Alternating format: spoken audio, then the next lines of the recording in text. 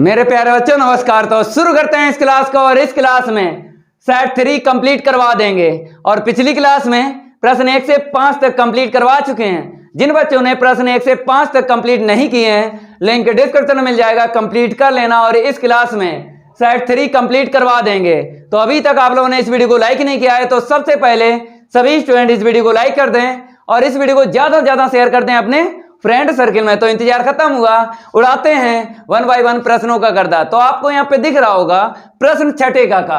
मेरे प्यारे बच्चों ये प्रश्न हो चुका है। कहां पे हो चुका है देख लो, यहाँ पे 2020 का दूसरा सेट और सेट कोड है 324XB और प्रश्न है यहाँ पे देख लो 7 का खा का फर्स्ट पार्ट। तो मेरे प्यारे बच्चों इसको कर लेना है, आप लोग इसका गर्दा उड़ा ही देना है। तो जय महाकाल, जल्दी लग जा सवाल, नहीं तो पेपर में हो जाएगा बवाल। पेपर में नहीं बवाल होगा, प्रश्न 1 बाय 1 जो हैं रिपीट हो रहे हैं। हमने आपको पहले ही बताया है पिछली कई क्लास में 2020 के जब 7 सेट हल करवा चुके हैं तब हमने आपको बताया था जितनी मेहनत आप 2020 के 7 सेट में कर रहे हो उतनी मेहनत नहीं करना पड़ेगी 2019 के जब सेट आप लोग हल करोगे।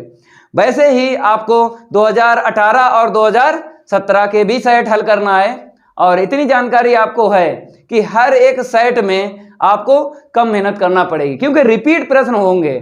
और इसीलिए बोलते हैं जो हम प्रश्न यहाँ पे प्रैक्टिस करवा रहे हैं आप लोगों की, प्रश्न आपको 100% मिलेगा पेपर में। जो यहाँ पे करवा रहे हैं आपको दिख रहा होगा रिपीट प्रश्न हो रहे हैं। मेरे प्यारे बच्चों जब हमने पिछली क्लास में 2018 और 2017 के सेट हमने कंप्लीट करवाए थे बच्चों को, तो 2020 में जब उन्होंने पेपर दिया तो मेरे प्यारे बच्चों रिपीट प्रश्न हुए तो उनके अच्छे ही नंबर आए। आपसे यही कहते हैं अगर आपने प्रश्नों की प्रैक्टिस की है तो गणित में आपके 100 में से 100 ही आएंगे, ये मेरा आपसे वादा है। तभी कहते हैं आपको कुछ नहीं करना है, 1.5 या 2 घंटे रोज आपको प्रैक्टिस करना है। यही प्रश्न आते हैं पेपर में। कोई आप लोग IAS और PCS का पेपर नहीं देने जा रहे हो, क्लास 12th का पेपर है मेरे प्यारे बच्चों। रिपीट प्रश्न मिलेंगे, बिलीव में भरोसा रखिए आपके गणित में 100 में से 100 ही आएंगे। आपको दिख रहा होगा प्रश्न जो है 6, इसमें जितने पार्ट हैं सारे के सारे रिपीट हुए हैं। 1 बाय 1 प्रश्न के सामने हमने लिख भी दिया है तो कोई दिक्कत नहीं आएगी ना। आप लोग पेन चलाओ, जितना पेन चलाओगे उतनी ही आपको गणित आएगी समझ में। और आपको वैसे भी पता है जो प्रैक्टिस करते हैं, जो स्टूडेंट प्रैक्टिस करते हैं उनकी ही गणित अच्छी हो जाती है। और गणित जब अच्छी हो जाती है तो उन्हीं स्टूडेंट के आते हैं 100 में से 100। वही नाम करते हैं, टीचर का भी नाम करते हैं, अपने माँ बाप का भी नाम करते हैं। लेकिन और भी स्टूडेंट जो हैं मक्कारी करते हैं। मक्कारी ना करो, आप लोग पेन चलाते रहो और उन टीचरों से बचे रहिए जो 50 रुपए के टीचर हैं, जो बताते हैं कि मोस्ट इंपॉर्टेंट 90+ करवा रहे हैं, 90+, 80+ कुछ टीचर करवा रहे हैं, कोई 95+ करवा रहा है। अरे भाई उनके नहीं आए हैं तो आप लोगों को क्या करवाएंगे। हम कभी नहीं 95, 90, 80 कभी नहीं करवाते हैं। भाई मालिक बनो ना, 100 में से 100 नंबर लाओ। 80+, 90+, 95+, बेकार, ये सब बेकार के टीचर हैं जो करवाते हैं। उनके खुद नहीं आए हैं, तुमको क्या करवाएंगे। आप लोग कुछ ना करो, जितना बता रहे हैं उतना काम करो। हमने कई पिछली क्लास में बता चुके हैं आपको कि किताब से कभी भी कोई टॉपर नहीं बन पाया है। तो आप लोग क्या बनोगे, किताब से केवल सिलेबस तैयार होता है, टॉपर आपको इन प्रश्नों से बनना है जो हम यहाँ पे करवा रहे हैं। A to Z प्रश्न करवा रहे हैं, आपको प्रैक्टिस करना है, 100% प्रैक्टिस करना है। पेपर अब नजदीक आ गए हैं, मक्कारी ना करो। मक्कारी करने वाले जो हैं वो टॉपर नहीं बन पाते हैं, वो पास तो हो जाते हैं, बाद में ढिंका चिका ही करेंगे। तो इसीलिए बोल रहे हैं आपको हर एक प्रश्न देख लेना है और 1 बाय 1 प्रश्न के सामने हमने यहाँ पे लिख भी दिया है। जैसे नेक्स्ट प्रश्न की हम बात करें, देख लो यहाँ पे ये भी हो चुका है। कहाँ पे हो चुका है देखो, 2020 का दूसरा सेट है और सेट कोड है 324XB और प्रश्न है 5वें का चा। तो मेरे भाई आप लोग इसका गर्दा उड़ा देना, बार बार प्रैक्टिस करो, रिपीट प्रश्नों की जरूर प्रैक्टिस करो, क्योंकि यही प्रश्न आते हैं पेपर में। अब देख लो ये प्रश्न गा, तो यहां पर आपको दिख रहा होगा अनिश्चित समाकलन, कहता pi square upon 2ab answer sheet लाना है। देखो ये कहां पे हो चुका है, 2020 का दूसरा सेट है और सेट कोड है 324xb और प्रश्न है 8वें का खा, इसका उड़ा देना आप लोग गर्दा। अब नेक्स्ट प्रश्न की हम बात करेंगे, ये भी हो चुका है भाई, मध्यमान प्रमेय सत्यापित कीजिए।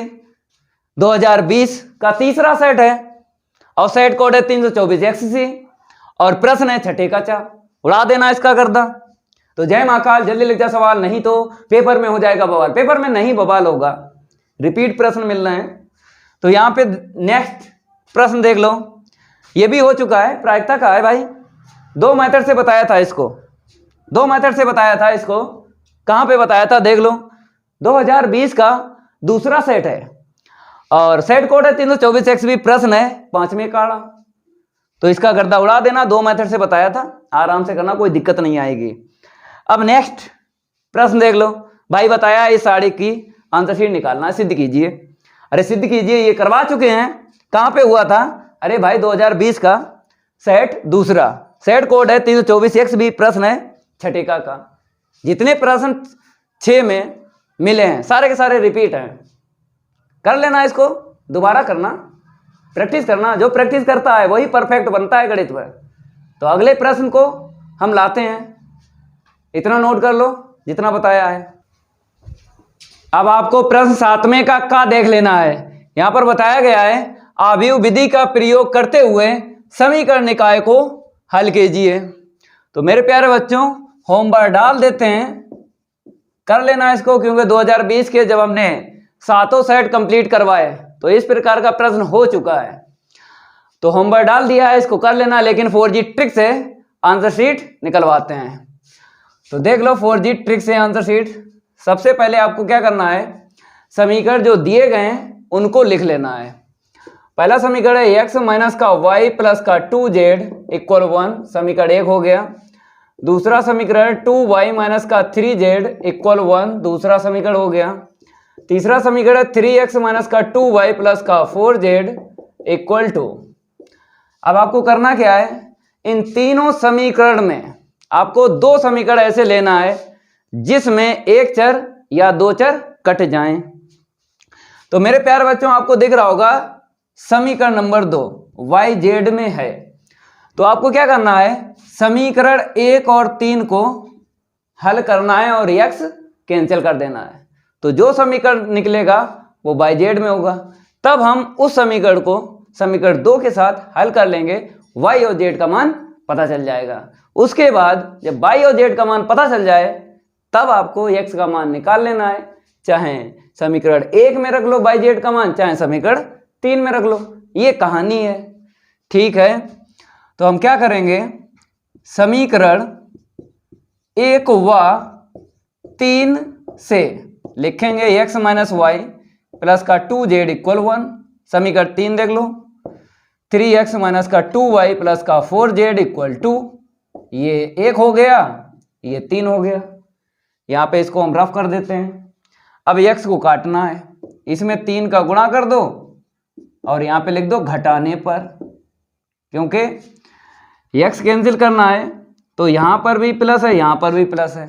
जब समान चिन्ह होते हैं तब आपको घटाना पड़ता है। ये लो, ये प्लस का हो गया, प्लस है माइनस का हो गया, प्लस है माइनस का हो गया, तो ये कट गया क्योंकि 3 का गुणा इसमें हुआ है। तो 3x प्लस का 3x माइनस का कट गया। अब देखो यहाँ पे 3y माइनस का मिला है और 2y प्लस का मिला है, तो माइनस का y मिलेगा ना, ठीक है। यहाँ पे देखो 3 दूनी 6, 6z है प्लस का और 4z है माइनस का, तो प्लस का 2z हमको मिलेगा, ठीक है ना। अब बराबर में देख लो 3 एकम 3, प्लस का 3 माइनस का 2, 1 मिलेगा। इसे समीकरण नंबर 4 डाल लो। अब समीकरण 2 लिख लो इसके नीचे, 2y माइनस का 3z इक्वल 1, ठीक है। 4 और 2 को हल कर लो, काटना है भाई, तो इसमें 2 का गुणा कर दो, ये माइनस का है ये प्लस का है, कट जाएगा और यहाँ पे जोड़ने पर, मतलब पॉजिटिव का मतलब होता है जोड़ने पर, ठीक है। जब जोड़ेंगे तो ये कट जाएगा। यहाँ पे देखो 2 दूनी 4, 4 में से जब हम 3z को घटाएंगे तो कितना मिलेगा, हमको z मिलेगा। बराबर में देख लो 2 एकम 2, ठीक है, और 1 प्लस करोगे तो 3 मिलेगा। z का मान मिल गया 3। अब क्या करना है, इस z का मान समीकरण 4 में या फिर 2 में रखना है। तो हम क्या करेंगे, समीकरण 2 में रख लेंगे। यहाँ पे लिख देते हैं समीकरण 2 से 2y, जब ये z का मान यहाँ पे 3 रखेंगे तो कितना मिलेगा, 9 मिल जाएगा, बराबर 1। 2y, 9 को उस तरफ लेके जाएंगे, 1 प्लस का 9, 10 हो जाएगा, ठीक है। y इक्वल 10/2 कैंसिल करेंगे तो 5 मिलेगा। तो हमको y का मान पता चल गया, y और z का मान पता चल गया। अब आपको क्या करना है, समीकरण 1 में या फिर 3 में रख लेना है, आंसर शीट x की निकल आएगी। तो हम समीकरण 1 ले लेते हैं। क्या ले लेते हैं मेरे प्यारे बच्चों, समीकरण 1 से तो x फिर माइनस का y का मान यहाँ से देख लो 5, फिर यहाँ पे क्या है प्लस का 2z है, z का मान यहाँ पे रख लो 3, 2 3 6 मिल जाएगा, बराबर 1। तो जब घटाएंगे प्लस का 1 मिलेगा, बराबर 1 मिलेगा, 1 में से 1 जाएगा 0 मिलेगा। तो मेरे प्यारे बच्चों x का मान आया है 0, y का मान आया है 5 और z का मान आया है 3। देख लो x का मान 0, y का मान 5 और z का मान 3। ये 4G ट्रिक से आंसर शीट निकाली है हमने, नोट कर लेना कहीं ना कहीं। और होमवर्क तो पढ़ा ही है, बेसिक से आप लोग लगा लेना, क्योंकि 2020 के जब 7 सेट हमने कंप्लीट करवाए तो इस प्रकार का प्रश्न हो चुका है। ठीक है, इसको हम रफ कर देते हैं थोड़ा, चलो रफ हो गया। अब आपको नेक्स्ट प्रश्न यहाँ पे देख लेना है। खा बताया गया है यदि a बराबर एक आव्यूह दिया गया 3 क्रॉस 3 कोटि का, आगे लिखा हो तो सत्यापित कीजिए कि a इंटू एडजॉइंट a बराबर मोड a इंटू आई। तो हमको यहाँ पे सिद्ध करना है, इसकी आंसर शीट और इसकी आंसर शीट बराबर निकाल देना है, तो ये सिद्ध हो जाएगा। आगे लिखा है और a इनवर्स ज्ञात कीजिए। तो बाद में आपको क्या ज्ञात करना है, a इनवर्स भी ज्ञात करना है। ठीक है, पहली आंसर शीट आपको सिद्ध करना है और दूसरी जो आंसर शीट है a इनवर्स आपको निकालना है। तो यहाँ पे लिख देते हैं पहले हम प्रश्न 7वें का खा का हल। मेरे प्यारे बच्चों यहाँ पे क्या आपको दिख रहा है, यदि लिखा हुआ दिख रहा है, इसका मतलब क्या है, दिया है। तो यहाँ पे लिख लो पहले, दिया गया आव्यूह a बराबर, देख लो वहां पे पहली पंक्ति के अवयव 133 हैं, दूसरी पंक्ति के अवयव 143 हैं और तीसरी पंक्ति के अवयव आपको देख लेना है 134। ठीक है, अब इसके बाद आपको देख लेना है हमको किसका किसका मान निकालना है। मोड a का मान हमें चाहिए है, तो यहाँ से आपको क्या करना है, सारिक का मान निकालना है। तो आपको ये दिख रहा होगा आव्यूह, इसी आव्यूह को कन्वर्ट कर लेना है सारिक में। तो ठीक है, 133, 143 और 134 प्रसार कर देना है, आपकी मर्जी किसके सापेक्ष प्रसार करोगे, 3 पंक्तियाँ और 3 स्तंभ हैं, तो हम तो करेंगे R1 के सापेक्ष। तो यहाँ पे लिख देते हैं R1 के सापेक्ष प्रसार करने पर। ठीक है, अगर चिन्ह ना पता हो तो ये रहे साड़ी के चिन्ह, यहां से चिन्ह उठाना है, यहां पे लिखना है और अवयव यहां से उठाना है। तो प्लस पहले वाले पद में ना लिखो, प्लस नहीं लिखा जाता है। 2 पद अगर होते या 3 पद होते तब आपको जोड़ने में लिखना पड़ता है, लेकिन पहले वाले पद में ना लिखो। ठीक है, 1 उठा लिया, 1 की पंक्ति 1 का स्तंभ चला गया। अब जो अभी अब दिख रहे हैं क्रॉस इंटू करना है, 4 का 4 में गुणा किया 16 मिला, माइनस के बाद में 3 का 3 में गुणा किया हमको 9 मिला।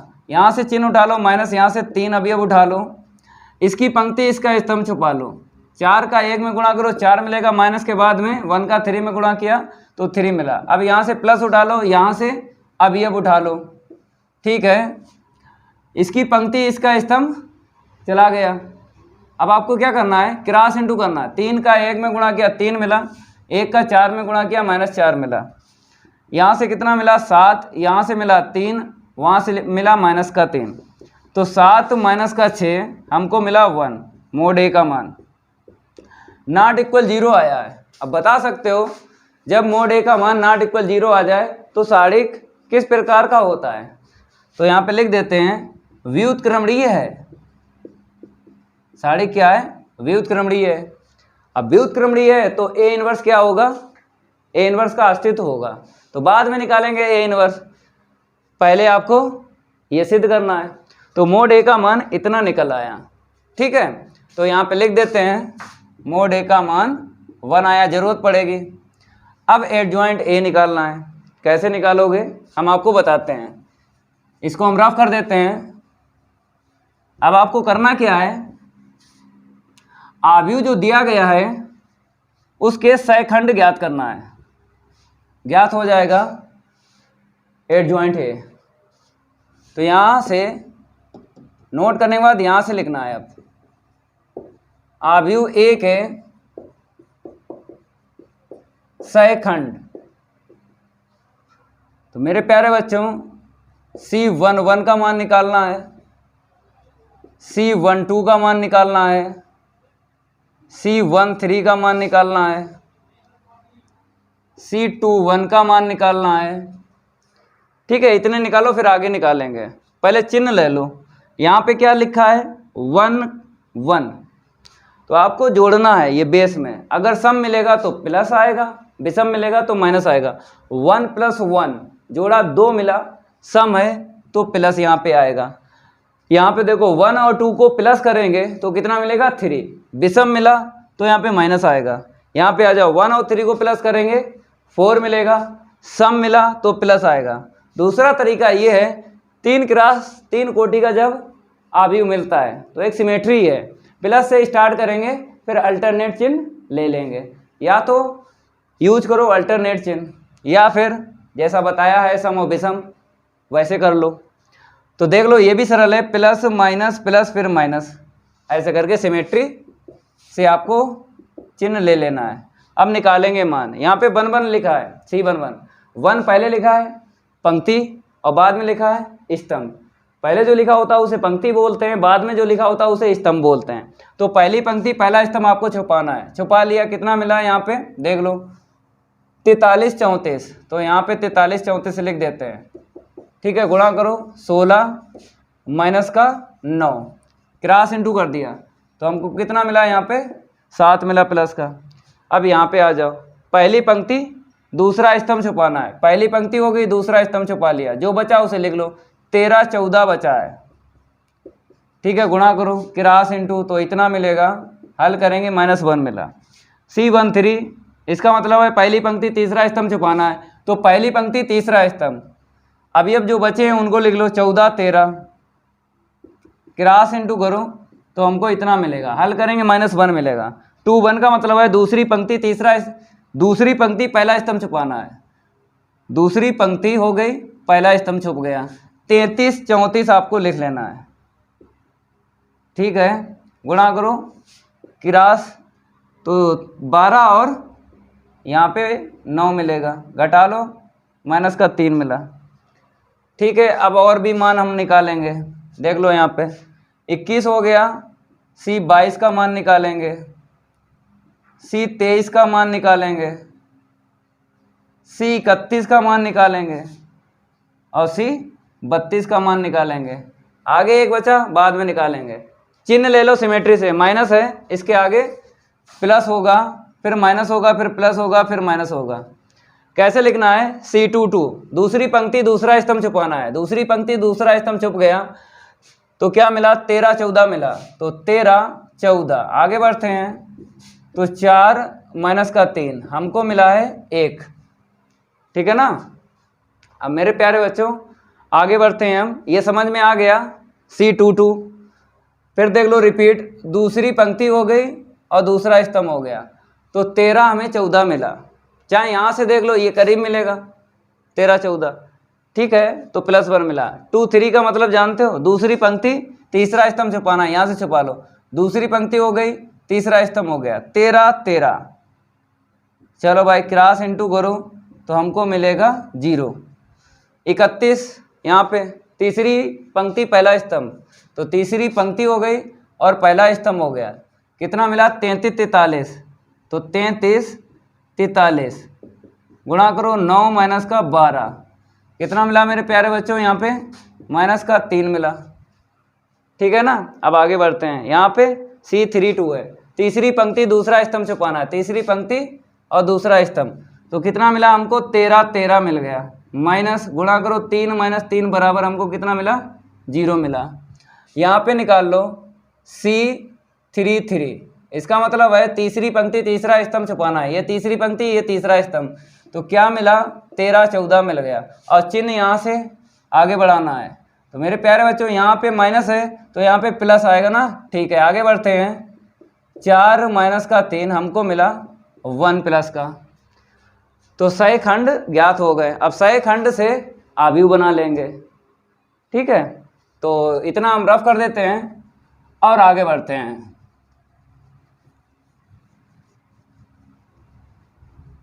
इसको भी हम रफ कर देते हैं, ये याद रखना है, इसकी आंसर शीट 1 है। ठीक है, अब आपको लिख लेना है यहाँ पे, क्या लिखना है? सह खंडों से वना आव्यूह, सह खंडों से वना आव्यूह। यहाँ पर ए दिख रहा है, ए को छोड़ के कुछ और आपको मानना है। चलो यहाँ पे बी मान लेते हैं।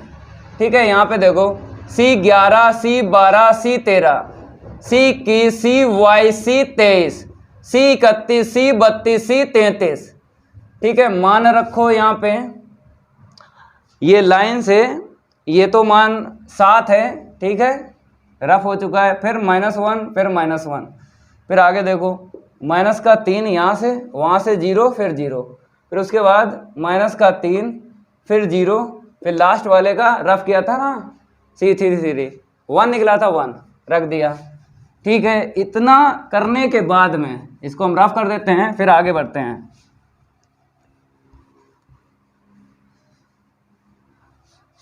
इतना काम करने के बाद आपको क्या करना है? एडजॉइंट निकाल लेना है। एडजॉइंट ए बराबर क्या होता है? बी डैश, मतलब डैश क्या होता है? परिवर्त बोलते हैं। वी का परिवर्त, परिवर्त को इंग्लिश में बोलते हैं ट्रांसपोज। तो क्या करना है? जो लेटे हैं उन्हें खड़ा करना है, लेटे लेटे आपको दिख रहे हैं उन्हें खड़ा करना है, तो पहली पंक्ति को आपको खड़ा कर देना है। अब यहाँ पे देख लो, दूसरा स्तंभ है, दूसरी मतलब दूसरी पंक्ति है, दूसरे स्तंभ में लिखना है। तीसरी पंक्ति है, तीसरे स्तंभ में लिख लेना है। ठीक है ना, ये एडजॉइंट हमको मिल गया। अब आपको क्या करना है? इसका मान निकालना है, बाद में इसका मान निकालना है। इसको हम रफ कर देते हैं। अब आपको यहाँ पे लिख लेना है, ये जो दिख रहा है ना ए इंटू एडजॉइंट है, तो यहाँ पे 9 के बाद में कामा लगाना, ए इंटू एडजॉइंट है। चलो मेरे प्यारे बच्चों, आव्यूह रख लो। ए दिया है 133 143 134। अब आ जाइए, कहाँ गया? एडजॉइंट है यहाँ पे 733, फिर इतना करो भाई गुणा, यहाँ पे कर लेते हैं गुणा।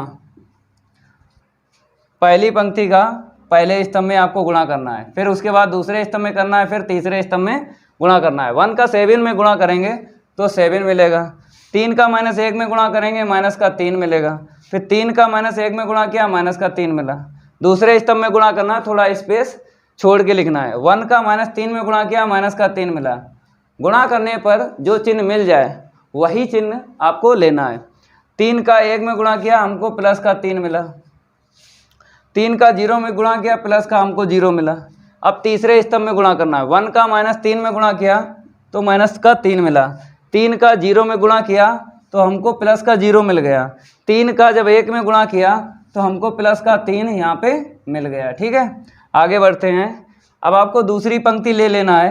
1 का 7 में गुणा किया तो प्लस का 7 मिला, 4 का -1 में गुणा किया -4 मिला, फिर इसके बाद में 3 का -1 में गुणा किया माइनस का 3 मिला। आगे बढ़ते हैं।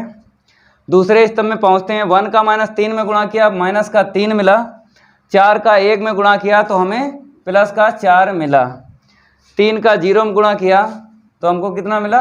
0 मिला। आगे बढ़ते हैं तीसरे स्तंभ में। 1 का -3 में गुणा किया, माइनस का 3 मिला। फिर इसके बाद में 4 का 0 में गुणा किया तो प्लस का 4 मिला। आगे हमें कितना मिलेगा? प्लस का 3 मिलेगा। अब आ जाइए 134 का गुणा करना है 711 में। 1 का 7 में गुणा किया, प्लस का 7 मिला। 3 का -1 में गुणा किया, माइनस का 3 मिला। 4 का -1 में गुणा किया, माइनस का 4 मिला। आगे बढ़ते हैं। 1 का -3 में गुणा किया, माइनस का 3 मिला। 3 का 1 में गुणा किया तो प्लस का 3 मिला। लास्ट में 0 मिलेगा। 4 का 0 में गुणा किया, ठीक है। तीसरा स्तंभ ले लो। 1 का -3 में गुणा किया, माइनस का 3 मिला। 4 का 0 में गुणा किया तो हमको 0 मिला। फिर देखो आगे नेक्स्ट, समझ में आ रहा होगा। 1 का 3 में गुणा किया, -3 में -3 मिला। 3 का 0 में गुणा किया, 0 मिला। 4 का 1 में गुणा किया तो प्लस का 4 मिला। तो देख लो यहाँ पे हमको कितना मिलेगा। यहाँ पे 1 मिलेगा, हल करेंगे। यहाँ पे 0 मिलेगा, यहाँ पे 0 मिलेगा, काट लो, ठीक है। यहाँ पर क्या मिलेगा हमको? 0 मिलेगा। साथ साथ कट जाएगा ना। यहाँ पे 1 मिलेगा, यहाँ पे कट जाएगा, 0 मिलेगा। यहाँ पे 0 मिलेगा, कट जाएगा ना। यहाँ पे कट गया, 0 मिला। यहाँ पे 1 मिला। तो समीकरण 1 डाल लो इसे। अब निकालेंगे मोड A इंटू आई का मान। इसको हम रफ कर देते हैं।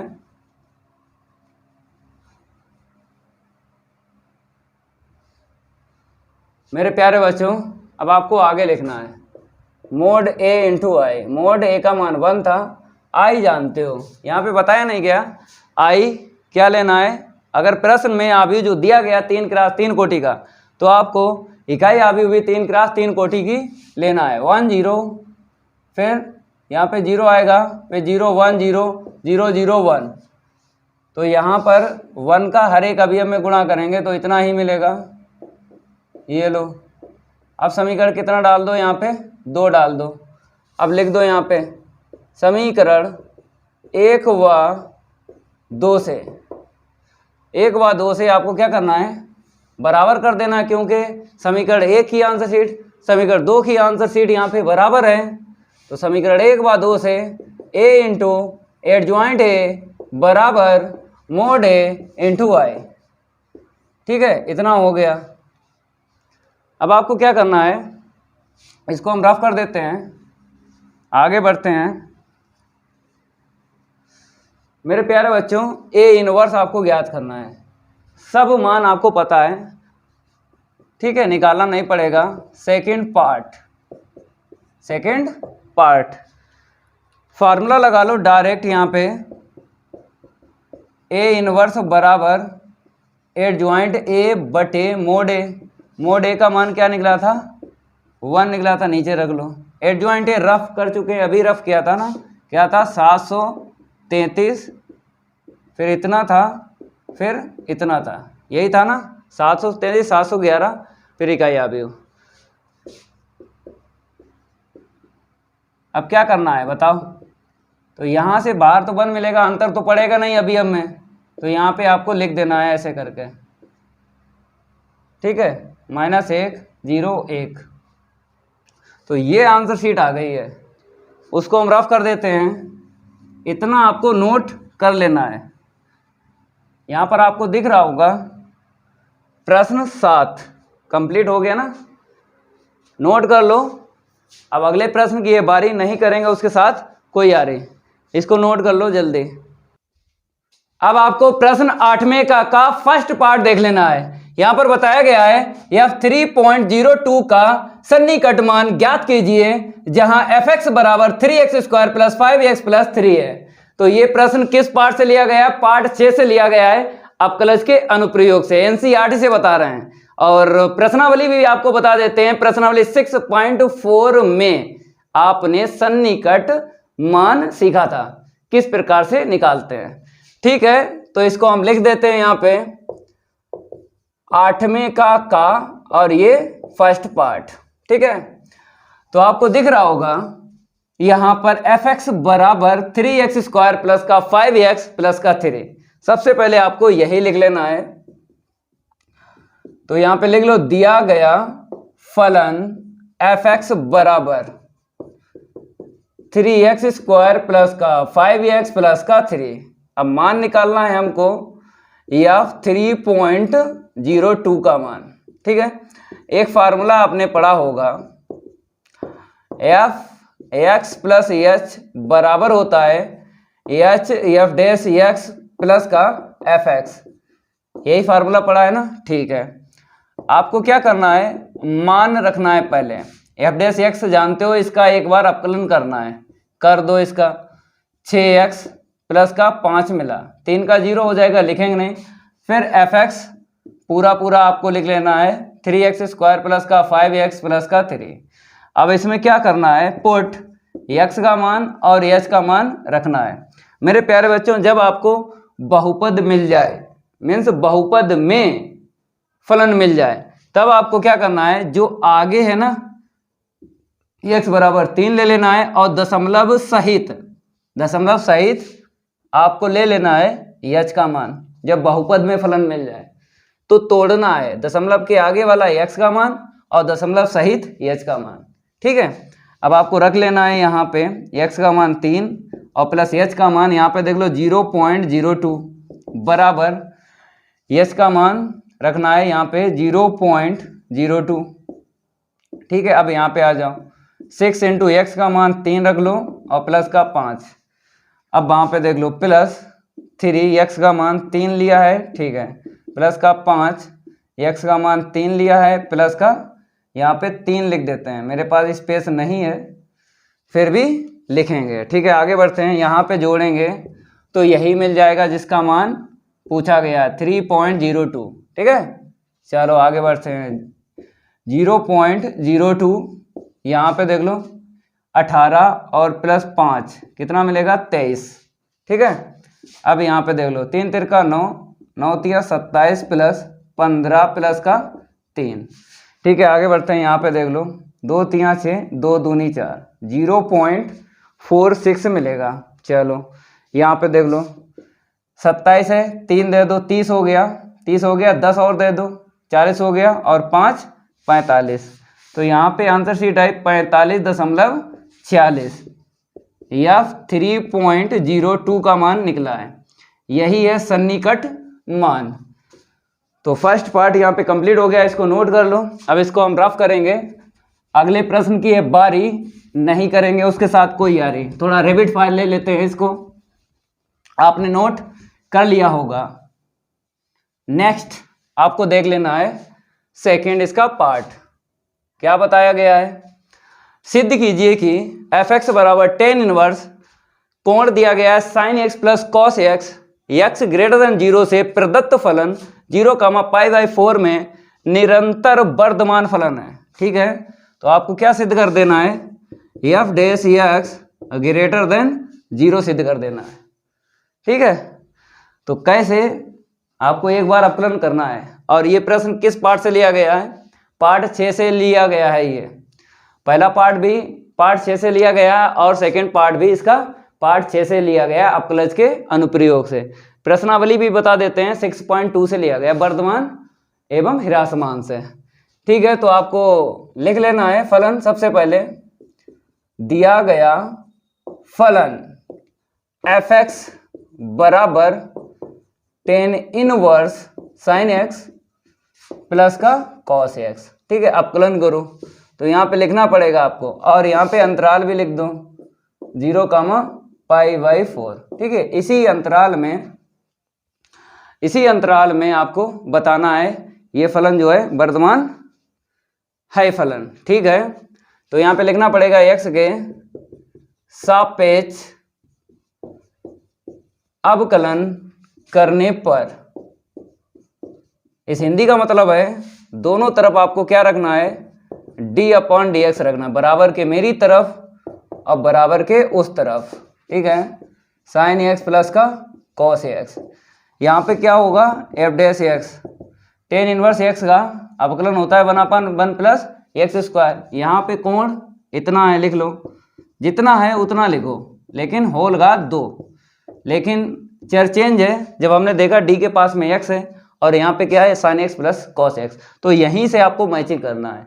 तो x sin x plus cos x देगा, तो x से हमने जब मैचिंग की है तो sine x plus cos x change है चर। जब चेंज है तो आपको अवकलन करना है साइन एक्स प्लस का कॉस एक्स। ठीक है, यहाँ पे देखो स्क्वायर ओपन कर दो तो ए स्क्वायर प्लस का बी स्क्वायर और प्लस का 2ab।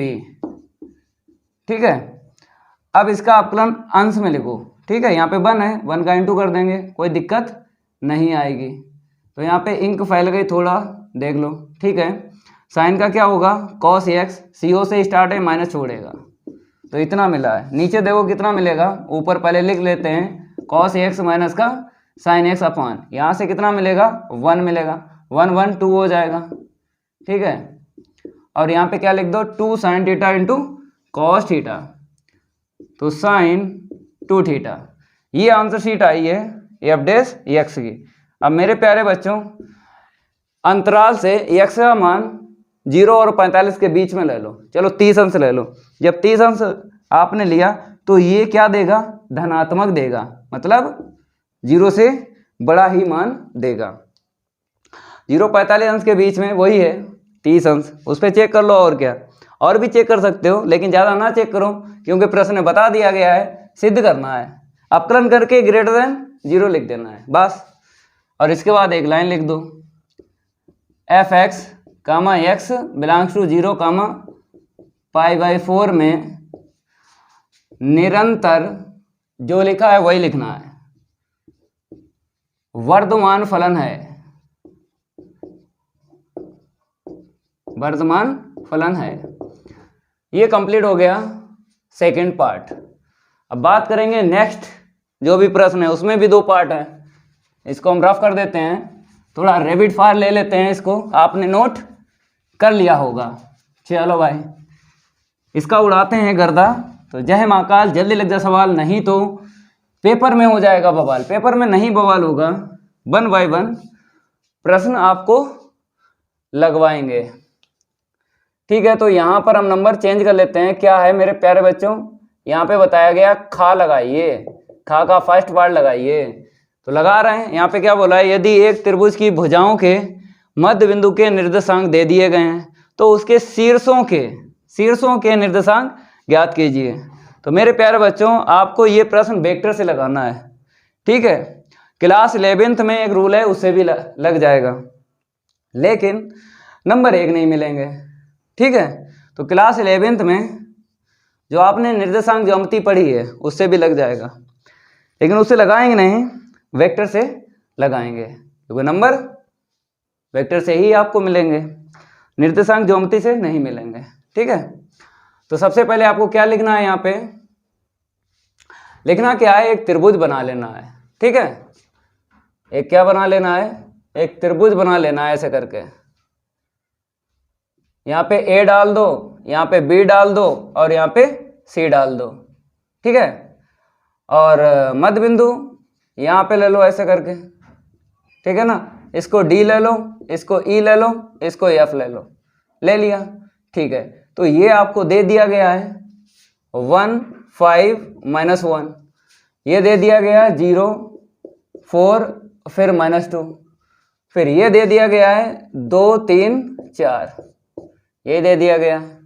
आपको निकालना है शीर्षों के निर्देशांक। तो हम मान लेते हैं यहाँ पे, माना त्रिभुज ABC के शीर्षों के निर्देशांक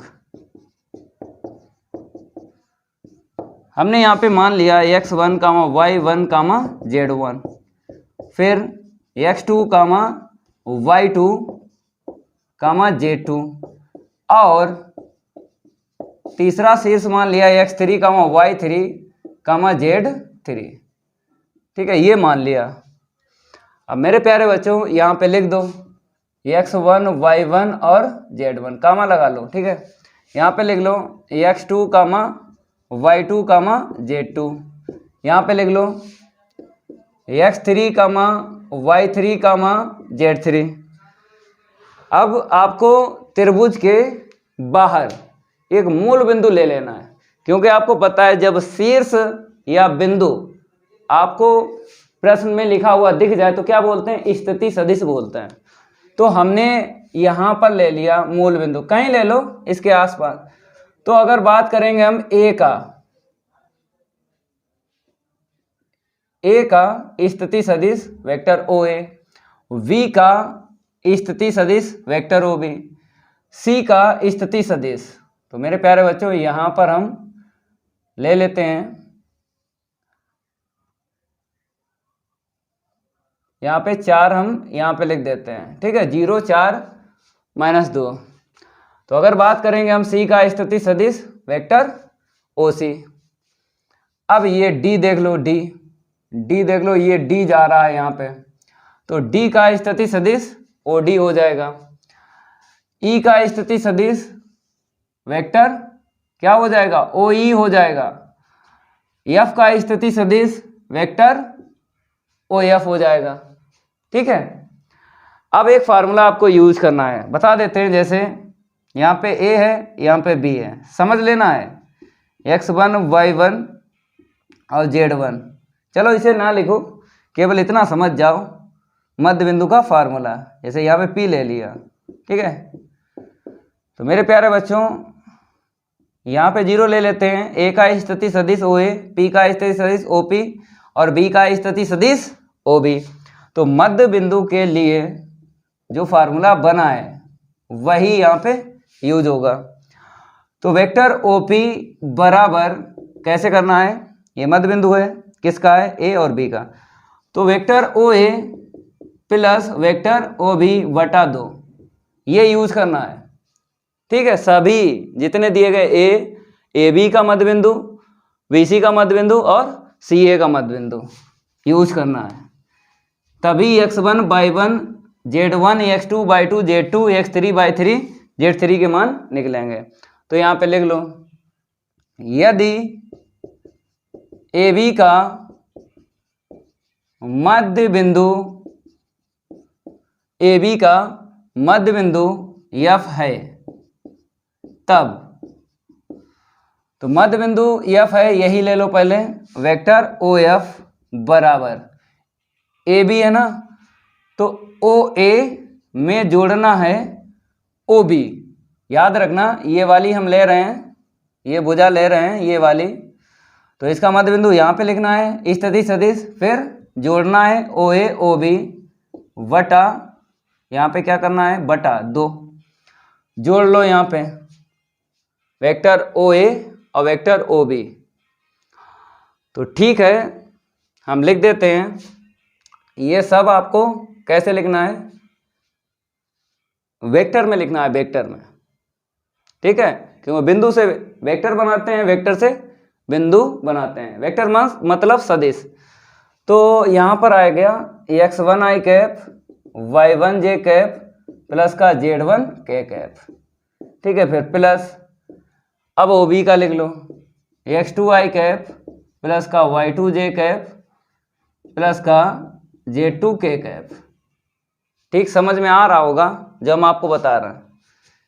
अब बटे में आपको यहाँ पे लिखना है, बटे में, तो यहीं पे हम इम्प्लाई दैट करके लिख देते हैं, वेक्टर ओ एफ बराबर, ये फार्मूला थोड़ा इधर खिसका लेना आप लोग, और बटे में क्या है, 2 है, ठीक है। तो आपको कैसे लिखना है, इतना हम रफ कर देते हैं क्योंकि हमें स्पेस की जरूरत है। चलो इसको हटा देते हैं और इसको भी लिख लो चाहो, वेक्टर ओ एफ, साथ में इसको भी लिख लो, 234 से आपको लिख लेना है।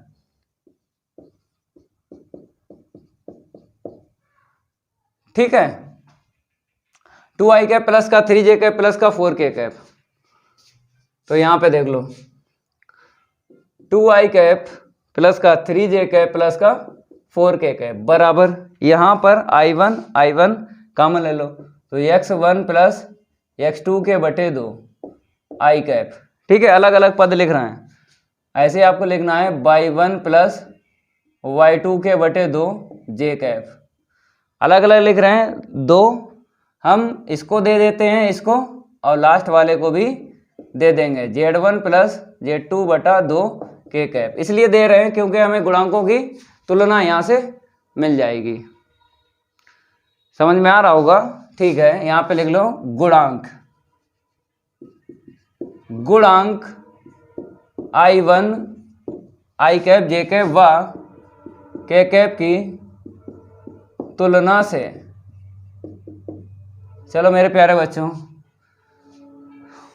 तो देख लो यहाँ पे करना क्या है, 2 बराबर लिख देना है x1 प्लस x2 के बटे 2, फिर 3 लिख देना है y1 प्लस y2 के बटे 2, फिर 4 लिख देना है यहाँ पर के कैप है, के कैप देख लो z1 प्लस z2 के बटे 2। प्रश्न भी रफ कर देते हैं क्योंकि त्रिभुज तो बना ही लिया है, चलो कोई दिक्कत नहीं आएगी। तो क्रॉस इंटू करेंगे तो x1 प्लस x2 का मान आएगा 4।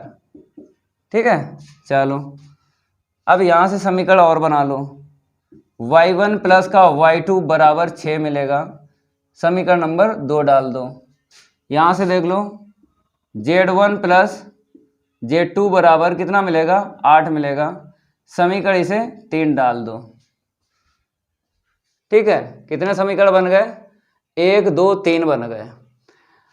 आपने इस पे काम किया, भुजा AB पे किया, ऐसे ही आपको इस पे काम करना है, इस पे BC पे करना है, फिर आपको AC पे करना है। लेकिन गणित में एक रूल है, जब एक जैसा काम हो तो इसी प्रकार लिखा जाता है। ठीक है, दोबारा इतना काम नहीं करेंगे। तो इसी प्रकार देखो हम आपको बताते हैं ट्रिक। जैसे ये 2 नीचे था, यहाँ पे 2 का इसमें गुणा किया, इसमें गुणा किया, इसमें गुणा किया और बराबर कर दिया, ऐसे ही हम करेंगे। तो हम BC लेंगे, BC तो x2 x3 देख लो, x2 प्लस x3 और 2 का गुणा कर देना है इसमें, क्योंकि 2 दूनी 4, 2 3 6, 2 चाकू 8, देखो दिख रहा होगा, 2 दूनी 4 समीकरण 1 में, 2 3 6 समीकरण 2 में, 2 चाकू 8 समीकरण 3 में। तो ऐसे यहाँ पर जोड़ना है, इसमें 2 का गुणा करना है, जो नीचे आता ना बटे में। ठीक है, क्रॉस इंटू किया है, वैसे ही करना है। तो x2 प्लस x3 बराबर यहाँ पे गुणा कर देना है 2 का, समीकरण नंबर 4 हो गया।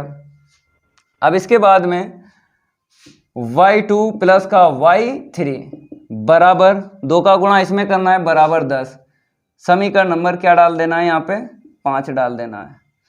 फिर आ जाओ z पे, तो z2 प्लस का z3 2 का गुणा कर देना है, इसमें माइनस का 2 मिलेगा, इसे समीकरण डाल देना है 6। ठीक है, फिर इसके बाद ये ले लेना है, ये क्या लिखना है, x3 x1, x3 प्लस का x1 2 का गुणा कर दो, 0 मिलेगा, समीकरण नंबर 7 डाल दो।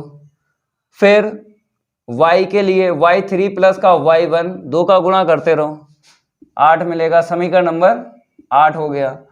फिर z के लिए देख लो, z3 प्लस का z1 बराबर 2 का गुणा कर दो, माइनस का 4 मिलेगा, समीकरण नंबर 9।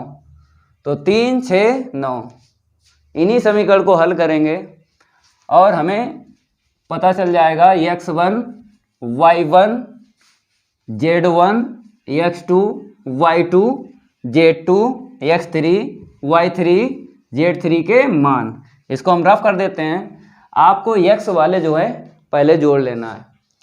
तो x वाले आपको दिख रहे होंगे 1 4 7, तो समीकरण 1 फिर 4 व 7 को जोड़ने पर क्या लिख दो, यहाँ पे जोड़ने पर। तो मेरे प्यारे बच्चों x1 2 बार मिलेगा, x2 2 बार मिलेगा, x3 2 बार मिलेगा, 2 कॉमन ले लो, तो x1 plus x2 plus x3। अब बराबर में देख लो कितना मिलेगा, 4 और 2 6 मिल जाएगा। ठीक है, 2 से काट लो, तो x1 plus x2 plus x3 बराबर, कट्टा पिट्टा किया तो 3 मिला। अब x1 प्लस x2, x1 का मान निकालना है, x2 x3 का मान रख लो समीकरण 4 से, तो x1 प्लस समीकरण 4 से 2 रख लो यहाँ पे। ठीक है, यहाँ पे लिख देते हैं समीकरण 4 से मान रखा है, तो x1 का मान कितना आ गया 3 - 2, तो x1 बराबर 1, x1 का मान निकल आया। ठीक है, अब x1 का मान यहाँ पे रख दो। ठीक है, तो x3 का मान पता चल जाएगा। तो यहाँ पे लिखना पड़ेगा समीकरण 7 से यहाँ पर रखो, तो x3 प्लस का 1 आ जाएगा ना बराबर 0, तो x3 बराबर -1। ठीक है, x1 x3 पता चल गया, तो x1 x3 पता चल गया ना। x2 का मान और निकालना है, तो समीकरण 1 से 1 में रख दो x1 का मान, ये 1, तो 1 प्लस का x2 बराबर 4, तो x2 बराबर 4 माइनस का 1, तो x2 बराबर कितना निकला 3। तो यहीं पे हम लिख देते हैं x1 का मान, x2 का मान और x3 का मान। x1 का मान 1 आया है, x3 का मान -1 आया है, x2 का मान 3 आया है। ऐसे ही आपको निकालना है आगे y1 y2 y3। तो जितना काम किया है इतना काम y के लिए करना है, इतना नोट कर लो। अब आगे बढ़ते हैं। अब आपको y के लिए काम करना है 2 5 8, तो समीकरण 2 फिर 5 व 8 को जोड़ने पर जोड़ लो, तो आपको y1 2 बार मिलेगा ना, कॉमन ले लो, y2 भी 2 बार मिलेगा, तो 2 हमने कॉमन ले लिया। बराबर जोड़ो, कितना मिलेगा 6 और 8 14 और 10 24। ठीक है, कट्टा पिट्टा कर लो, बराबर 12 मिलेगा। तो y1 प्लस का y2 प्लस का y3 बराबर 12। y2 y3 के मान रख लो, कितना है 10। y1 प्लस का 10 बराबर 12, किसका यूज किया है समीकरण 5 से। निकालो भाई, y1 का मान 12 माइनस का 10, y1 का मान 2 निकला। ठीक है, यहीं पे लिख देते हैं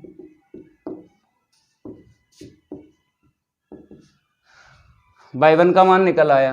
अब y1 का मान यहाँ पे समीकरण 2 में रख लो, तो y2 का मान निकल आएगा समीकरण 2 से। डाल दो y1 का मान समीकरण 2 में, तो 2 प्लस का y2 बराबर 6, तो y2 बराबर 6 माइनस का 2, तो y2 बराबर 4। y2 का मान कितना निकला 4। ठीक है, y1 पता y2 पता, तो समीकरण फिर 5 ले लो। समीकरण 5 से कौन सा मान रखना है समीकरण 5 में, y2 का मान रख लो, तो यहाँ पे रख लो 4 प्लस y3, 4 प्लस का y3, समीकरण 5 लिया ना। ठीक है, 4 प्लस का y3 बराबर 10, तो यहाँ पे निकाल लेते हैं y3, 10 माइनस का 4, तो y3 बराबर 6 निकल आया। चलो इतना नोट करो। अब इतना ही काम जेड के लिए करेंगे, इसको हटा देते हैं, नोट कर लिया करो। ठीक है, अब मेरे प्यारे बच्चों समीकरण लेना है 3 6 9, यहाँ पे लिख देते हैं 3 6 फिर 9 को जोड़ना है। ठीक है, इतना ही इस तरफ आएगा, बराबर देखो कितना आएगा, 4 और 2 6, 8 में से घटा लो 6, कितना मिलेगा 2, कट्टा पिट्टा कर लो 1 मिला, तो Z1 प्लस Z2 और Z3 के मान रख लो, यहीं पे रख लो Z2 Z3 के मान, मतलब योगफल माइनस का 2 बराबर 1। तो यहाँ पे क्या लिख दो, समीकरण 6 से हमने मान रख दिया, तो उस तरफ लेके जाओ, प्लस का हो जाएगा ना, Z1 बराबर कितना आया 3, Z1 का मान किस में रख दो, समीकरण 3 में रख दो, तो निकल आएगा Z2 का मान, तो 3 प्लस का Z2 बराबर 8, समीकरण 3 दिख रहा है उसी में रख दिया, 8 माइनस का 3, तो Z2 बराबर 5। ठीक है, अब किस में रखना है, समीकरण 6 ले लो, Z3 का मान निकल आएगा, समीकरण 6 से। 6 में जब रखेंगे Z2 का मान 5 प्लस का Z3 बराबर है माइनस का 2। समीकरण 6 देख लो यहाँ पे, बराबर -2 है Z2 प्लस Z3। Z2 का मान रख लिया, ठीक है। यहाँ पे निकाल लेते हैं Z3 बराबर -2 -5, Z3 बराबर -7, ठीक है। इतना ही निकलेगा। तो Z1 यहाँ पे लिख देते हैं, Z1 का मान, फिर Z2 का मान और फिर Z3 का मान। जितना जितना निकला है उतना लिख दो। Z1 का मान 3, Z2 का मान 5, Z3 का मान -2, ठीक है। मान निकल आए। अब आपको लास्ट में लिख देना है इसके बाद में त्रिभुज ABC के शीर्षों के निर्देशांक। लिख लो यहाँ पे त्रिभुज ABC के शीर्षों के निर्देशांक।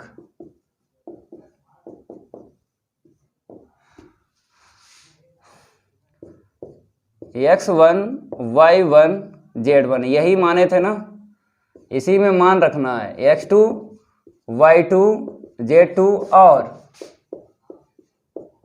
x3 y3 z3, ठीक है। रखो मान। x1 का मान 1 है, y1 का मान 2 है, फिर z1 का मान 3 है। चलो x2 का मान 3 है, वहाँ से देख के लिख रहे हैं, फिर 5 है, ठीक है। और x3 का मान देख लो, यहाँ से -1, x3 हो गया, y3 6 है, फिर -2 है। मेरे प्यारे बच्चों आंसर शीट हम मैच कर लेते हैं एक बार, काफ़ी लॉन्ग था ये प्रश्न। तो आंसर शीट है 123, 345, 167। लास्ट में Z3 का मान कितना निकला था? 7 निकला था, वो लास्ट में 7 है, ठीक है। ये 7 निकला था ना, क्योंकि -2 था और -5 तो 7 था। 7 यहाँ पे कर लो, ठीक है। लास्ट वाला जो है शीर्ष इतना ही है, -1 6 -7, ठीक है। ये कंप्लीट हो गया, इसको नोट कर लो। अब रफ कर देते हैं इसको। अब नेक्स्ट जो भी प्रश्न है प्रायिकता से लिया गया है, इसको हम रफ कर देते हैं। आप लोग क्या करो, तब तक प्रश्न को समझो क्या दिया है और क्या हमसे मांगा गया है। पहले इसको हम रफ कर देते हैं, फिर आगे बढ़ते हैं, ठीक है। रफ होने में थोड़ा सा टाइम लगता है। चलो रफ हो गया। अब यहाँ पे सेकंड पार्ट डाल लो, खा का सेकंड पार्ट यहाँ पे डाल लो। डाल लिया आपने, ठीक है। अब मेरे प्यारे बच्चों पहले आपको समझना है ये प्रायिकता का जो प्रश्न है ना, किस प्रश्नावली से लिया गया। पार्ट 13 से है। यदि एक सिक्के को 10 बार उछाला जाता है तो निम्न की प्रायिकताएं ज्ञात कीजिए। x में बोला है ठीक 6 चित्त, y में बोला है कम से कम 6 चित्त। मेरे प्यारे बच्चों प्रश्नावली 13.5 द्विपद देख लो किस रूल से लगेगा। द्विपद बंटन से लगेगा। क्या होता है, px बराबर r, n सी r q की पावर n माइनस r और p की पावर r, जहां p प्लस q बराबर 1 होता है। और जिसकी यहाँ पे पूछी जाती है उसको बोलते हैं सफलता। जिसकी पूछी जाए P, उसके बाद Q 1 में से माइनस कर लेना। यहाँ पे सिक्का बताया गया है 10 बार उछाला जाता है। तो मेरे प्यारे बच्चों सबसे पहले आपको क्या लिख लेना है, दिया है। यहाँ पे जो n है ना, यहाँ पे ये बताता है सिक्का पासा कितनी बार उछाला गया, वही लिख लेना है। अब P बराबर मतलब सफलता की प्रायिकता निकालनी है। सफलता किस पे मिली है, चित्त पे मिली है, चाहे इस पे देखो चाहे उस पे देखो। तो सिक्का 10 बार उछाला गया, तो जब 10 बार उछाला जाए, चाहे 50 बार उछाला जाए, चाहे 15 बार उछाला जाए, उससे मतलब नहीं होता। आपको एक सिक्के पर निकालना है चित्त की प्रायिकता। तो यहाँ पे लिख लो, एक सिक्के पर चित्त आने की प्रायिकता। तो मेरे प्यारे बच्चों हम लिख देते हैं यहाँ पे 1/2, क्योंकि आपको पता है चित्त या पट, चित्त या पट। तो कुल परिस्थितियां इसमें 2 हैं और किसकी पूछी गई? चित्त की। तो यच जो है एक बार है, तो ऊपर अनुकूल परिस्थितियां, P पता चल गया, Q निकाल लो, 1 - P होता है, घटा लो तो 1/2 मिलेगा। ठीक है, यहाँ पे जो R है ना, वही तो ये दिया गया है, ठीक 6 चित्त कन्फर्म है। तो x वाले पार्ट में कन्फर्म है R बराबर 6। ठीक है, तो px यहाँ पे क्या लिखना है? पहले द्विपद वंटन से px बराबर 6, R का मान यहाँ पे डाल दो फार्मूले में। ठीक है, n है 10 और R है इतना, फार्मूले में देख लो 10c 6q की पावर घटा लो 10 - 6 और p की पावर 6, यहाँ से लिखा जाता p की पावर, और q की घात जो है यहाँ से लिखी जाती 10 - 6। तो इसका फार्मूला जानते हो, एन सी आर का देख लो, फैक्टोरियल n अपान फैक्टोरियल r, फिर n - r फैक्टोरियल, ये लगा लो। 10 ऊपर रहेगा, 6 नीचे रहेगा, घटा लो 10 में से 6 गया 4 मिलेगा। q का मान 1/2 घात 4 मिलेगी, p का मान भी 1/2 घात 6 मिलेगी। थोड़ा सा हल करेंगे इसको हम रफ कर देते हैं। देख लो यहाँ पे करना क्या है, इसका हल देख लो। तो 10 बाहर निकालो अंदर 9 मिलेगा, 9 बाहर निकालो अंदर 8 मिलेगा, फिर 7 मिलेगा, अंदर बाहर करते रहो। तो 10 9 8 7। ठीक है, 6 नहीं निकालेंगे क्योंकि ये कट जाएगा ना नीचे वाला 6। फिर 4 3 2, इसका प्रसार जानते हो ना फैक्टोरियल का, 4 3 2 1, ये सीखा होगा क्लास 11th में। और यहाँ पे मिलेगा 1/2 की घात 4 और 6 10। देख लो यहाँ पे गुणे में घातें जुड़ती हैं, तो 4 और 6 10। अब मेरे प्यारे बच्चों यहाँ पर देख लो, ये कट गया, ये कट गया ना, और ये 4 दूनी 8 3 तिरका 9, 3 सत्ते 21। अबे ऐसे ही लिखो, बाद में देखेंगे गुणा उणा करके। बताओ भैया 10 24 होता है, ये याद कर लेना, 2 की घात 10 कितना होता है? 10 24 होता है। इसका रट्टा मार लो। ठीक है, 2 की घात 10 का 10 24, काट लो यहाँ पे।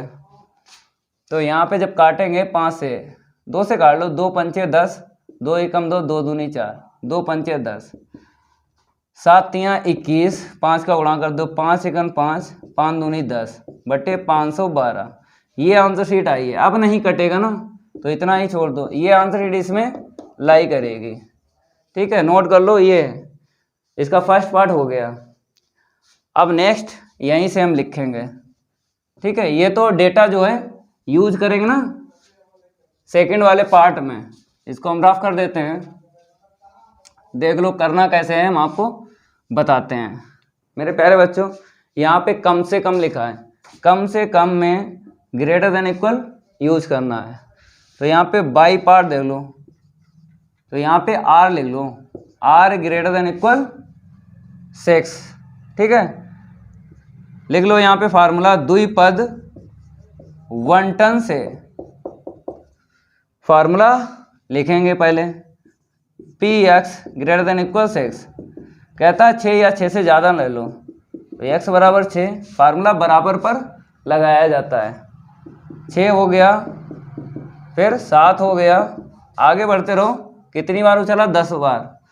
तो 10 जब तक ना आ जाए प्लस करते रहो, 6 7 8, फिर 9, फिर 10। ठीक है ना, तो फार्मूला बराबर पर लगाया जाता है।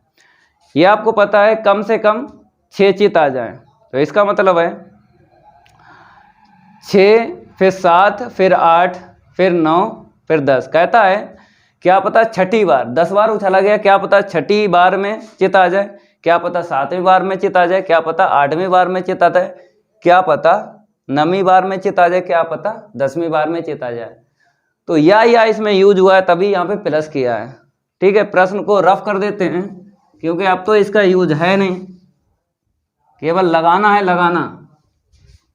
तो लगा लो यहाँ पे फार्मूला लगा लो, 10c6 और q की पावर घटा लो, यहाँ पे डायरेक्ट लिखेंगे। ठीक है, यहाँ पे 10c7 q की पावर घटा लो, 10 में से 7 गया तो कितना मिला 3, p की पावर 7। ठीक है ना, आगे बढ़ते हैं। 10c8 q की पावर 10 में से 8 घटाओगे 2 मिलेगा, p की पावर 8 प्लस 10c9 q की पावर 1 p की पावर 9, 10c10 q की पावर 0 p की पावर 10।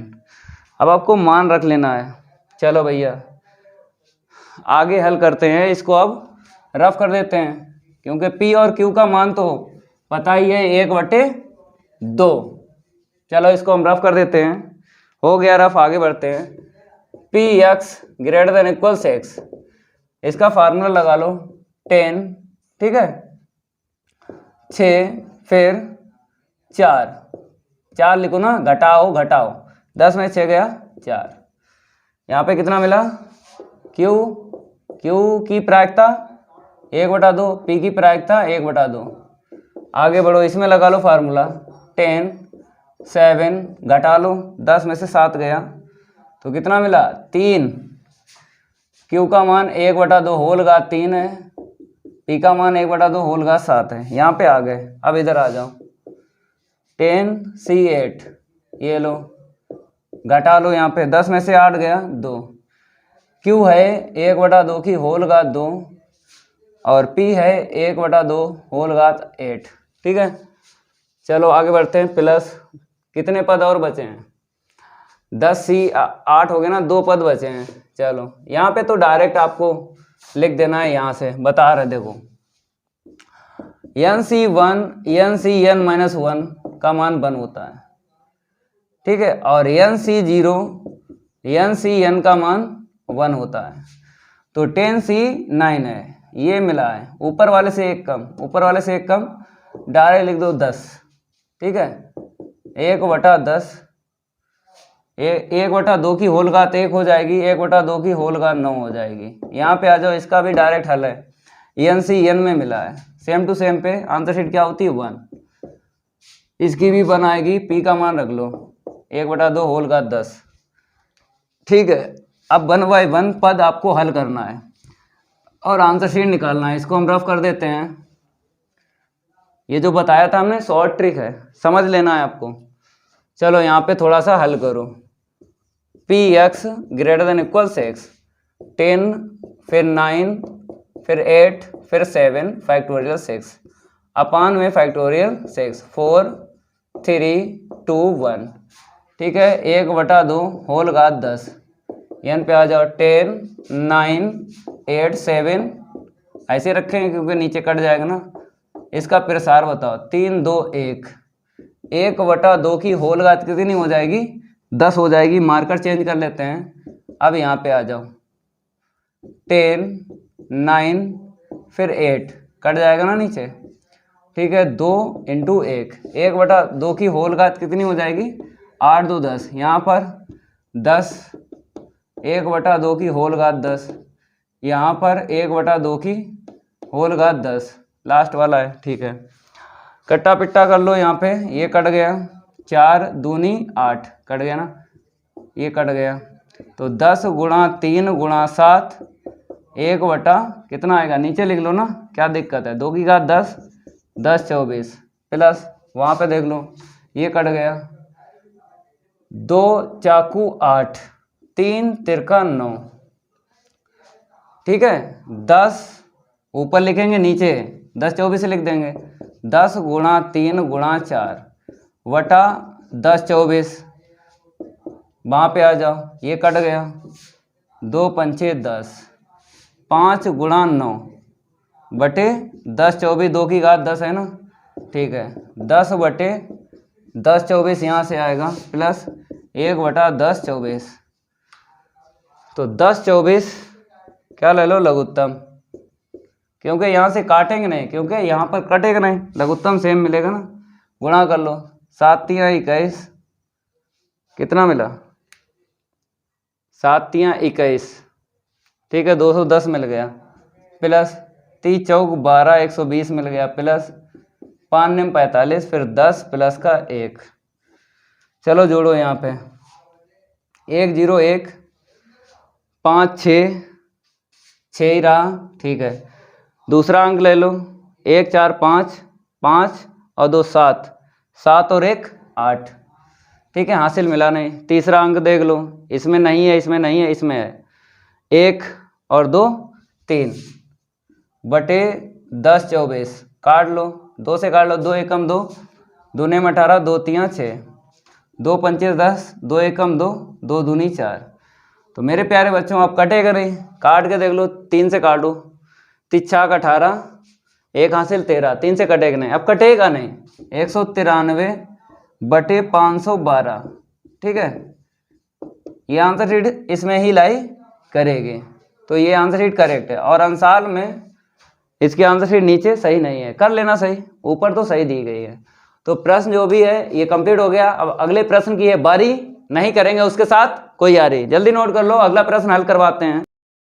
अब आपको प्रश्न नमे का देख लेना है। यहाँ पर बताया गया है सिद्ध कीजिए इतना बराबर इतना, तो ये प्रश्न हो चुका है, कहाँ पे हो चुका है देख लो, 2020 का दूसरा सेट है और कोड है 324XB, प्रश्न है 8वीं का। तो ये रिपीट हुआ है, आप लोग इसका गर्दा उड़ा ही देना है। तो जय महाकाल, जल्दी लग जा सवाल, नहीं तो पेपर में हो जाएगा बवाल। पेपर में नहीं बवाल होगा, रिपीट प्रश्न मिलना है, आप लोग प्रैक्टिस करते रहना है बराबर। हमने आपको पिछली कई क्लास में बताया था 1.5 या 2 घंटे आपको रोज प्रैक्टिस करना है, जो हम यहाँ पे प्रश्न करवा रहे हैं, इन्हीं प्रश्नों की प्रैक्टिस करना है आपको। पेपर में कोई सा प्रश्न आउट नहीं जाएगा, ये मेरा आपसे वादा है। अब बात करेंगे हम सेकंड प्रश्न की। कहता है सिद्ध कीजिए इतना बराबर इतना, ठीक है, ये रिपीट प्रश्न नहीं है, ये नया प्रश्न है, करवाते हैं, ठीक है। यहाँ पे लिख देते हैं प्रश्न नमे का खा, ठीक है। LHS लेके चलते हैं, I बराबर आपको लिख लेना है 0 से π/2 log sin QX इंटू में cos की पावर 4, यही है, ठीक है। यहाँ पे लगा लो formula, log m into n होता है बराबर log m प्लस का log n, यही होता है, ठीक है। ये फार्मूला यूज कर लो, क्योंकि यहाँ पे इंटू में साइन और कॉस है, ठीक है। I बराबर लिमिट है 0 से π/2 log, यहाँ पर आपको लिख देना है log m प्लस का log n, ठीक है। इतना लिखने के बाद में अब आपको अलग अलग समाकलन करना है, इसमें घातें आगे आ जाएंगी, ठीक है। तो 3 आगे log sin x, तो पहले हम फार्मूला बता देते हैं यहाँ पे कौन सा यूज होगा, देख लो, log n की घात m, घात आगे log n, ये फार्मूला यूज होगा यहाँ पे। तो I बराबर पहले हम फार्मूला यूज कर लेते हैं, फिर बाद में हम अलग अलग समाकलन करेंगे। इसमें 4 आगे कर लो, यहाँ पे इतना आएगा, ठीक है, और यहाँ पे dx। अब इतना हम रफ कर देते हैं, क्योंकि प्रश्न जो है पता ही आपको आंसर शीट कितने निकालना है, 7π, यहाँ पे लिख देते हैं 7π/10 log 2, ठीक है, इतनी आंसर शीट निकालना है। इसको भी हम रफ कर देते हैं। अब आगे बढ़ते हैं, यहाँ पे देख लो I के बराबर 3 आगे कर लो, लिमिट है 0 से π/2 log sin x, और यहाँ पे dx, प्लस इसमें 4 आगे कर लो, 0 से π/2 log cos x। मेरे प्यारे बच्चों, एक जैसा पद आपको बना लेना है, जैसे इसमें हम त्रिगुण लगा लें 4 तो साइन बन जाएगा, ठीक है। तो फिर एक पद की कैलकुलेशन हमें करना पड़ेगी, तो log sin x dx plus का 0 से π/2 log cos, लिमिट को जोड़ो और x माइनस कर दो। यहाँ पे हमने लगा लिया है गुणधर्म 4 से P4 से लिख दो। ठीक है, आगे बढ़ते हैं। I बराबर 3 0 से π/2 limit log sin x dx plus का 4 लिमिट है 0 से π/2, ये क्या बन जाएगा cos 90 minus theta sine theta, जोड़ लो तो 7 हो जाएगा ना, 4 और 3 7, लिमिट है 0 से π/2 log sin x। अब इसे आप लोग क्या करो, यहाँ पे समीकरण डाल लो, इसकी ज़रूरत पड़ेगी। अब आपको फिर यूज करना है क्योंकि यहाँ से ये प्रश्न बन गया है, प्रश्न के अंदर प्रश्न है। तो कैसे बताया था, जब हमने मोस्ट इम्पोर्टेंट क्लास में आपको बहुत सारे प्रश्न बताए थे 4G ट्रिक से और बेसिक से भी हल करवाया था पाठ 7 में। ठीक है, आपको पता है यहाँ पे गुणधर्म हम 4 लगाएंगे 0 से π/2 log sin π/2 माइनस का x और यहाँ पे dx, यहाँ पे लिख दो P4 से। ठीक है, क्योंकि गुणधर्म जब लगता है तो समीकरण डालना पड़ता है ऊपर, समीकरण डालने के बाद ही आपको गुणधर्म यूज करना है। इसको हम रफ कर देते हैं, रैपिड फायर थोड़ा सा तेजी रख लेते हैं इस प्रश्न में, ये रफ हो गया। ठीक है, अब देख लो इसके आगे। I बराबर 7 लिमिट है 0 से π/2 log sin 90 minus theta cos theta और यहाँ पे dx, समीकरण 2 डाल लो। अब जोड़ लो, जोड़ते कब हैं, बहुत से स्टूडेंट कहते हैं जब गुणधर्म 4 लगता है तो समीकरण जुड़ते ही है, ऐसा नहीं है, जुड़ते भी हैं और नहीं भी जुड़ते हैं। कब जुड़ते हैं, या तो कटता हो या कोई फार्मूला बनता हो। तो यहाँ पे फार्मूला बन जाएगा sine theta into cos theta, 2 sine theta into cos theta का बन जाएगा, तभी जोड़ेंगे हम। तो समीकरण 1 व 2 को जोड़ने पर तो बराबर के मेरी तरफ I प्लस I, बराबर में जो कॉमन है उसे एक बार लिखना है। मेरे प्यारे बच्चों, समाकलन और साथ और dx एक बार कॉमन, फलन को जोड़ना है। log sin x समीकरण 1 से मिला, समीकरण 2 से मिला log cos x। ठीक है, इसमें लगा लो फार्मूला, कौन सा लगेगा देख लो यहाँ पे, log m प्लस का log n बराबर होता है log mn, ये फार्मूला आपको यूज करना है। ठीक है, यहाँ पे 2i आ जाएगा बराबर 7 0 से π/2 log m इंटू n। तो समीकरण को हमने जोड़ा, क्यों जोड़ा हमने बताया था, त्रिगुण 4 में तभी जोड़ते हैं समीकरण को, या करता हो या कोई फार्मूला बनता हो। तो यहाँ पे फार्मूला बन रहा है, तो कैसे बनेगा, 2 का गुणा 2 का भाग करना है, 0 से π/2 log 2 sin x इंटू में cos x अपान में 2 और यहाँ पे dx। ठीक है, अब उसको रफ करते हैं, इसको आप लोग नोट कर लो, तब तक थोड़ा रैपिड फायर इसको ले लेते हैं। ये लो, ये रफ हो गया, अब आगे बढ़ते हैं। चलो इसके आगे देख लो, 2i बराबर आपको लिख लेना है 7, लिमिट है 0 से π/2 log ऊपर हो जाएगा साइन 2 थीटा अपान 2, फिर आपको फार्मूला लगाना है log का, log m बटे n होता है बराबर log m माइनस का log n, ये फार्मूला लगाना है। ठीक है, तो 2i बराबर यहाँ पे लिख दो 7 0 से π/2 log sin 2x माइनस का log 2। मेरे प्यारे बच्चों, 2 पद हैं, अलग अलग आपको समाकलन करना है। 0 से π/2 log sin 2x dx, 7 का गुणा कर दो, ये तो अचर पद है ना, आगे ले लो, 0 से π/2 और dx। मेरे प्यारे बच्चों, दूसरा जो पद है आंसर शीट बता देगा इतनी। पहला पद आपको समीकरण 1 बनाना है। ठीक है, तो समीकरण 1 में जो हमने रफ किया है, यहाँ पे कोण x था, यहाँ पे 2x है, तो कैसे i यहाँ पे रखना है, रख ही नहीं पाओगे, तो पहले आपको प्रतिस्थापन विधि से कोण को x बनाना है। प्रतिस्थापन विधि से मान लो 2x बराबर t, अवकलन कर दो 2dx बराबर dt। ठीक है, तो यहाँ से dx की वैल्यू निकलेगी, यहीं पे हम लिख देते हैं dt/2। जब प्रतिस्थापन विधि यूज करते हैं तो लिमिट भी चेंज होती है, इतनी आपको जानकारी होना चाहिए। थोड़ा रैबिट फायर ले लेते हैं इसको, ये रफ हो गया मेरे प्यारे बच्चों। अब उसके आगे यहाँ पर देख लेना है, लिमिट चेंज होती है जब प्रतिस्थापन विधि से फलन को t मानते हैं। तो जब x बराबर π/2, तब जब और तब से लिमिट चेंज करना है। लिमिट यहाँ से चेंज होती है जहाँ से माना है।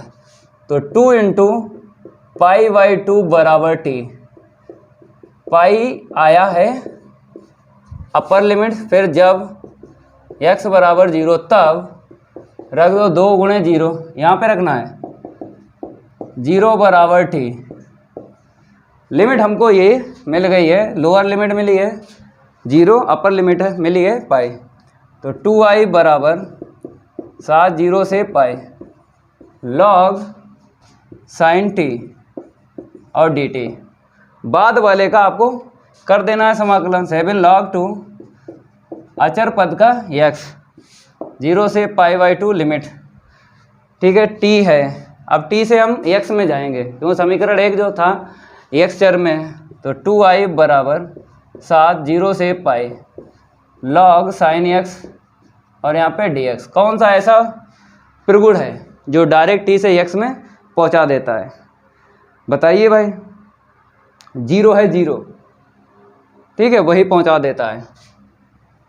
लिखना पड़ेगा यहाँ पे dx कर लो, अरे मेरे प्यारे बच्चों यहाँ पे, ठीक है, 7 log 2, यहाँ पे अपर लिमिट माइनस का लोअर लिमिट, यहाँ पे आपको लिख देना है गुणधर, गुणधर ना लिखो p लिख दो, p 0 से।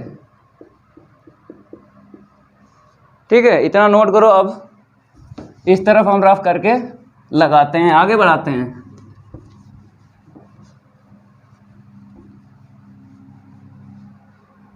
चलो इसके आगे देख लो।